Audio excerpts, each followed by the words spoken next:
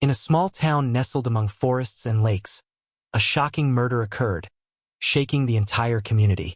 The investigation was assigned to experienced Detective Tara Novak, who was used to solving the most complex cases. However, this crime turned out to be not just another mystery but a real test that turned her life upside down.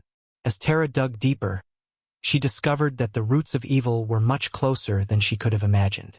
She was about to face an uncomfortable truth that cast suspicion on those closest to her: her beloved husband Liam and her best friend Jade. Tara had to endure the pain of betrayal to ultimately restore justice and learn who she could truly trust. This is a story about how thin the line between love and lies can be, and the price we sometimes have to pay for blind faith in those we hold dearest. Tara Novak was considered one of the best detectives in her department. She had solved dozens of high-profile cases, and her professional instincts were legendary. So, when the chief of police called her in and informed her that she was being assigned the investigation of a high-profile murder, she took it in stride.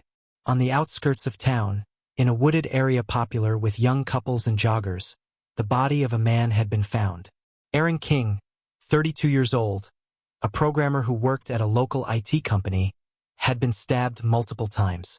There was no doubt it was murder. None of Aaron's acquaintances or colleagues could imagine who would want him dead. According to them, the victim was a friendly, sociable guy with no enemies. Tara began the investigation by gathering information about Aaron's last days. Interviews with his friends and loved ones yielded no significant leads. No one had noticed anything unusual in his behavior, nor were they aware of any conflicts or secrets that might shed light on the crime.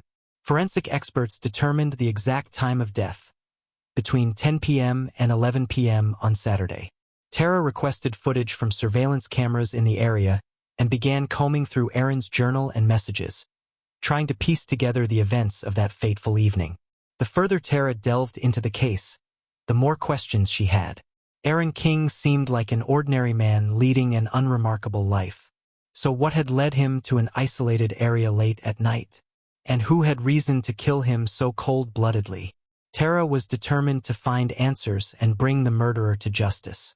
Tara's first priority was to check the alibis of those in Aaron King's close circle. She summoned his colleagues for questioning, people who had worked with him on his latest project. The programmers confirmed that on Friday, the day before the murder, Aaron had been at work as usual and left early after their Friday meeting. Next, Tara spoke with Linda, Aaron's girlfriend, whom he had been dating for the past 6 months. Linda said they had spoken by phone on Saturday afternoon, discussing weekend plans. Aaron had planned to spend the evening at home playing a video game. He was an avid gamer and often stayed up all night battling virtual opponents. His online friends confirmed this, noting nothing suspicious in Aaron's behavior and mentioning no conflicts or threats. The robbery theory was quickly dismissed. Aaron's wallet, complete with cash and credit cards, as well as his expensive watch and smartphone, were found on him. A search of his apartment yielded nothing that could shed light on the motives for the crime. The surveillance footage from the area was also useless. Some of the cameras weren't working, and the others captured nothing suspicious. No witnesses had come forward to say they had seen Aaron that evening. Days passed, but the investigation wasn't yielding any significant results. Tara had interviewed dozens of people and delved deeply into Aaron's background but found no clear leads. The only oddity that caught her attention was a series of cryptic text messages Aaron had received in the week leading up to his death from an anonymous number. The messages, saying things like, "Everything will change soon," and "I know your secret," hinted that someone had been trying to blackmail or intimidate him, but the source and meaning of these threats remained unclear. Tara was convinced the answer lay in this mysterious correspondence. She just needed to uncover the identity of the unknown sender. At the same time, she began looking deeper into Aaron's personal life, hoping to find hidden motives for the crime there. And soon, she stumbled upon an unexpected revelation. While the investigation into Aaron King's murder hit a dead end, problems started brewing in Tara's personal life.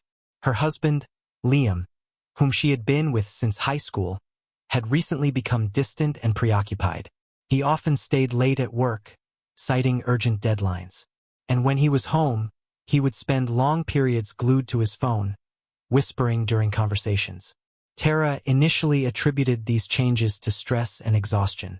Liam held a high-ranking position at a major company, and it seemed natural that his job demanded much of his energy and time. But soon, Tara's intuition told her there was more to it. A strange and unfamiliar sense of distrust began to creep into her thoughts.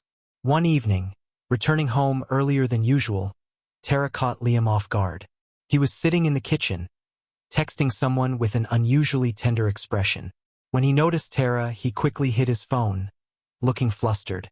His answers to her questions were vague and reluctant, as he claimed to be negotiating with foreign partners. But Tara could tell he was hiding something. From that moment, her suspicions grew. Tara started noticing how frequently Liam mentioned his new colleague, Jade. Jade was a young, ambitious employee who had joined the company a few months ago. According to Liam, she was a talented specialist and a valuable asset to the firm. Tara had seen her briefly at a couple of corporate events but had dismissed her husband's enthusiastic praise. Now, however, Tara began to wonder if it was Jade with whom Liam was texting so fervently. Could there be cracks forming in their relationship? Tara tried to push these thoughts away, not wanting to believe the worst. After all, in all their years of marriage, Liam had never given her any reason to doubt his loyalty. But the facts told a different story. Upon reviewing Liam's phone records, Tara found that the majority of his calls in the past month were with Jade. Several witnesses had even seen Liam at cafes and bars with a striking young brunette. And just last week, he had gone away for the weekend under a flimsy excuse, with his phone switched off the entire time. Tara was torn between her duty as a detective, responsible for uncovering the truth in Aaron King's murder, and her fear as a wife, dreading the bitter truth of her husband's infidelity. But she knew there was no avoiding reality. It was better to face the truth once and for all than to torture herself with suspicions and doubts. Tara decided to follow Liam. Now, it was just a matter of waiting for the right moment to catch him in the act. On Friday, Liam once again claimed he had a late meeting that would keep him out until late at night. Tara knew it was just an excuse to meet his mistress. She discreetly slipped out of the house after him, keeping a safe distance. Liam headed toward the city's business district, where his company's office was located, but instead of parking at the building, he drove a few more blocks and stopped near a cozy restaurant. Tara stayed hidden in her car, watching the entrance. A few minutes later, she saw Liam enter the restaurant with Jade, arm in arm. They looked like a couple openly displaying their affection. Tara's vision blurred. Her worst fears had been confirmed. The man she had trusted implicitly for all these years had turned out to be a liar and a cheat. The man who had sworn to love and be faithful to her was shamelessly deceiving her, carrying on an affair with a younger woman. The pain of betrayal was so intense that for a while, Tara lost all sense of reality. She sat in her car, clutching a tissue in her hand and staring blankly ahead. She couldn't fathom how Liam could have done this to her after what she had believed to be years of happy marriage. Summoning her strength, Tara started her car and drove to the station. The last thing she wanted was to return to the house, where everything reminded her of the shattered illusion of a perfect family life. She needed to throw herself into work, if only to distract herself from the agonizing thoughts and to regain her composure. Bursting into her office, the first thing Tara did was request Aaron King's incoming and outgoing call logs for the past month, along with a detailed breakdown of his bank transactions. Now that the veil had been lifted from her own personal life, she instinctively started looking for hidden motives in Aaron's case as well, as if her own drama would somehow help her uncover the secrets of the murder. As Tara scanned through the documents, she suddenly froze. Her eyes stopped on one of the call logs, where Aaron had received a call from Liam's number 2 days before his death. They had spoken for about 15 minutes late at night. Tara's blood ran cold. Why on earth had her husband been speaking with Aaron? Liam had previously sworn that he barely knew Aaron and had no contact with him. Further examination of Aaron's bank transactions revealed another suspicious detail. The day before his murder, Aaron had transferred a large sum of money to an offshore account. The payment was marked as consulting services, though Aaron had never been involved in any international business. The pieces were falling into place, painting a disturbing picture. It seemed that in the last days of his life, Aaron had run into serious trouble. Someone had been blackmailing him, forcing him to send money to fake accounts. And that someone appeared to be Tara's husband, Liam. Her gut told her that Liam's affair and Aaron's murder were somehow connected. Now she just needed to figure out how. Tara knew that a direct conversation with Liam wouldn't lead anywhere. He would just deny everything and wriggle out of it, as he had been doing lately. She needed to act more cleverly, to make him reveal his hand. And Jade could help with that. Tara decided to arrange a confrontation between the lovers, hoping that, in the presence of the police, they would crack and confess. The next day, Tara called Jade into the station, supposedly to give witness testimony in Aaron King's case. At the same time, she asked her colleagues to detain Liam on suspicion of murder. The formal reason was the calls Liam had made to the victim shortly before his death. The meeting between the three players in this drama, the wife, the husband, and the lover, promised to be extremely tense. Tara tried to stay composed, but inside she was boiling. She couldn't imagine how she would be able to look Liam and Jade in the eyes, knowing about their betrayal. But she had no choice. The stakes were not just her pride but the truth in a complicated murder case. Liam clearly didn't expect to see Jade in the interrogation room. When he learned about his detention, he tried to call Tara, but she ignored his calls. Only when he found himself face to face with his lover, in the presence of his detective wife leading the case, did he begin to realize the trouble he was in. Jade looked no less shocked. She nervously glanced between Tara and Liam, not knowing where to hide from the shame. It was obvious the girl was deeply in love and sincerely believed in their bright future together. Liam had probably promised her he would divorce his wife for the sake of their new life together. A sad and predictable story. Tara decided to get straight to the point. She calmly and methodically asked Liam what kind of relationship he had with Aaron King. Why had he called him the night of the murder? And what was the money Aaron had transferred offshore the day before his death? Liam tried to deny everything, but he quickly realized there was no way out. The evidence was too strong. Finally, he admitted that he knew about Aaron's financial problems and his conflict with some criminal figures. Liam claimed he was just trying to help a friend settle the matter peacefully, to convince him to go to the police. But Aaron was afraid of publicity and wanted to pay off the blackmailers. Liam's version seemed far-fetched. Something didn't add up. Why would a successful programmer like Aaron get involved with criminals? Could he have gotten mixed up in some illegal schemes? And why hadn't he told his girlfriend about it? Tara had a tangled web of mysteries to unravel. Suddenly, Jade burst into tears. Through sobs, she admitted that she had also spoken with Aaron the night before his death. He had apparently told her he suspected someone from her company was involved in a cryptocurrency scam. Jade was frightened and had confided in Liam, hoping her influential lover could cover it up. Tara's head was spinning. The deeper she delved into the investigation, the more threads led back to Liam. Could he really be involved in the scam? Could an innocent man have been killed because of his affair? These questions tormented Tara. But she knew she wouldn't rest until she got answers, even if the truth was too bitter to bear. After the confrontation with Liam and Jade, the picture of the past began to clear up. Tara learned that in the last few months of his life, Aaron King had been actively interested in cryptocurrencies and had even invested large sums of money. It was this money that he transferred offshore the day before his death, fearing for his life. It turned out that Aaron had accidentally learned from a trader friend about a large-scale financial scam involving money laundering through cryptocurrency exchanges. High-ranking employees of reputable companies were involved, including the firm where Liam worked. The organizers were covering their tracks, eliminating anyone who could expose them. Aaron was considered a dangerous witness, so they decided to take him out. Meanwhile, as Tara reviewed Liam's call logs and messages, she discovered that her husband had repeatedly been in contact with the same people as Aaron in the days leading up to his death. The list of suspects was narrowing. Everything pointed to Liam's involvement in the scheme and, indirectly, the murder. But Tara needed solid proof of his guilt or innocence. She couldn't afford to make a mistake. Jade helped in this situation, revealing an important detail during her interrogation. Apparently, on the night of the murder, she had been at Liam's country house, which he had rented for their secret meetings. According to Jade, around 11 p.m., Aaron had shown up at the house. He was extremely agitated and begged Liam for help, saying he was in trouble and didn't know how to get out. Liam supposedly tried to calm his friend down and promised to deal with the problem.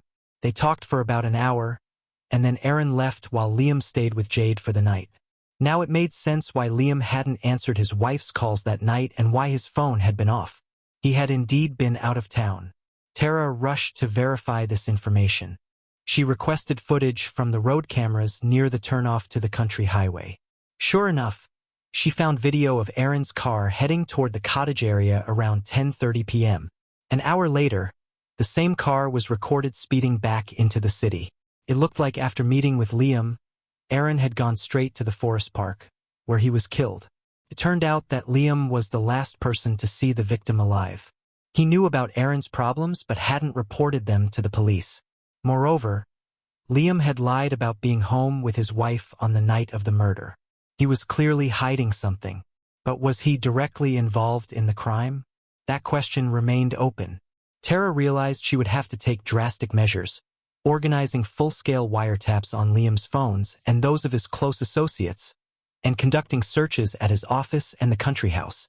She knew that suspecting her own husband of murder was crossing a line that no detective should cross.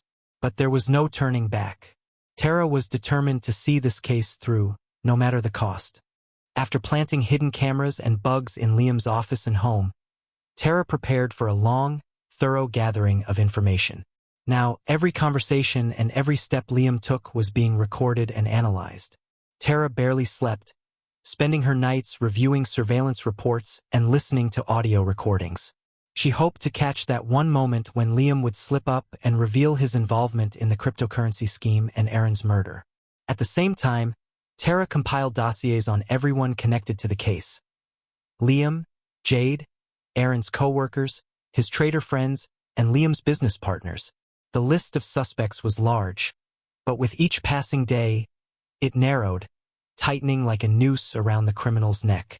While analyzing Liam's phone records, Tara discovered that he had repeatedly been in contact with a man named Frank Miller, who didn't officially work for Liam's company but was clearly involved with him in some way. Miller was known in certain circles as a cryptocurrency broker handling large deals on the dark web. Tara dug into the financial flows of Liam's company and found suspicious transactions routed through shell companies. It appeared that Liam and Miller were business partners in cryptocurrency dealings. Given Miller's shady background, it wasn't hard to assume these operations were illegal. The wiretaps also provided unexpected results. In a conversation with Jade, Liam mentioned that Aaron had hinted during their last meeting about a backdoor in the cryptocurrency exchange's security that could be exploited to hack client accounts. Apparently, Aaron had stumbled upon this vulnerability while working on a security system update, and somehow Liam and Miller had found out about it. Tara began to see the outline of the scam that this duo had been running. They used Aaron's programming skills to gain access to the exchange's accounts and transferred clients' money to their anonymous wallets. But when Aaron got scared and wanted out, they simply eliminated him as a dangerous witness. However, Tara was still missing the final piece of evidence to prove Liam's involvement in the murder. Yes, he knew about Miller's schemes and might have even been part of them. But was he aware of Miller's plan to get rid of Aaron? Or did Miller act alone, keeping Liam in the dark about the details? The answer came from Liam's laptop, which was seized during a search. In the trash folder, Tara found a partially deleted conversation with Miller. In one message sent on the night of the murder, Miller wrote, "I've taken care of our problem. Aaron won't be getting in the way anymore. Let's meet tomorrow to discuss our next steps." This was exactly what Tara needed. Proof that Liam knew about the murder and was likely involved in planning it. Tara felt a crushing mix of triumph and sorrow. She had reached the final stage of her investigation, but at what cost? By exposing her husband's monstrous crimes, she had become their primary victim. The final conversation with Liam was excruciating for Tara. As a professional, she presented him with all the evidence she'd gathered. Phone records, recordings, and bank transaction details. Cornered, Liam broke down. He confessed that he and Miller had orchestrated the cryptocurrency exchange hack and stolen clients' money. But he vehemently denied having anything to do with Aaron's murder. According to him, Miller had planned the murder alone. Tara wanted to believe Liam, but she couldn't. Too many inconsistencies and coincidences pointed to his guilt. He stumbled over details, avoided direct answers, and tried to protect himself. Tara had to accept the painful truth.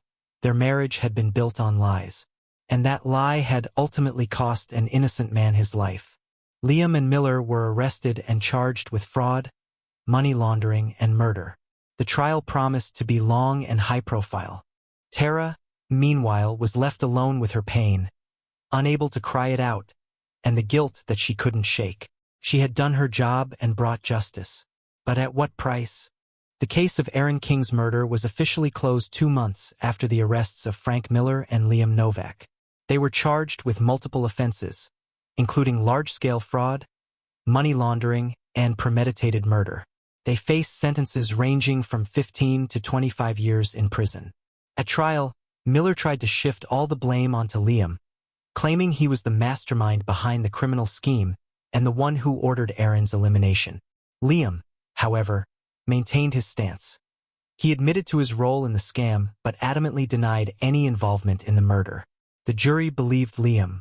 In the end, Miller received the maximum sentence, while Liam got off with 10 years for financial crimes. Tara did not attend the sentencing. She resigned from the police force immediately after the case was handed over to the court. Her colleagues urged her to stay, but Tara felt she could no longer work in law enforcement. The disappointment in the system, in people, and in her own husband was too overwhelming. She needed to start a new life, far away from this nightmare. Little is known about Tara's fate after the trial. She sold the house, packed her things, and left the city without telling anyone where she was headed. Rumor had it that she moved to the West Coast, rented a cottage by the ocean, and took a job as a consultant for a private detective agency. Though it's possible those were just rumors. Nevertheless, this story created a buzz in the professional community. Few could imagine what it was like to investigate a case where the prime suspect turned out to be your own husband. Tara had to endure a double betrayal, both as a woman and as a police officer. And with that burden, she had to continue living her life. Ultimately, this case was a test of Tara's resilience, both professionally and personally. It taught her not to blindly trust even the people closest to her. It made her question her own principles and beliefs. But at the same time, it forged her character, making her stronger and wiser. Despite the losses and disappointments, Tara found the strength to move forward. She realized that her husband's betrayal did not render their years together meaningless. Everyone is responsible for their own choices, and she chose to remain true to her duty, even at the cost of her personal happiness. Of course, Tara could never fully recover from what had happened. The scars on her heart would stay with her forever. But she learned to live with them. She learned to value herself, her work, and her calling. And most importantly, she learned to let go of the past and look to the future with hope. Tara Novak's story serves as a reminder that life is rarely black and white. Each of us harbors both light and darkness, and we are all capable of both great deeds and low betrayals. In the end, it is up to us to decide who we become, victims of circumstance or masters of our own fate.